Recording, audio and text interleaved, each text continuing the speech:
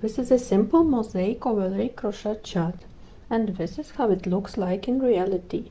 Mosaic is a crochet technique where we usually work only one color per row. Here you can see each row separately. So let's imagine we are working one row after another. There are only single crochets in the first brown and the second beige row. In the third row we already have double crochets.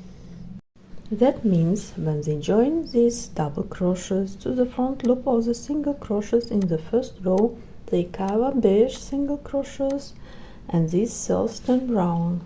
The next row is coming. Beige double crochets cover brown single crochets. This way you can see how our work looks like after crocheting each row. When we read a chart, we don't care what colors we see inside a row, we only pay attention to the symbols.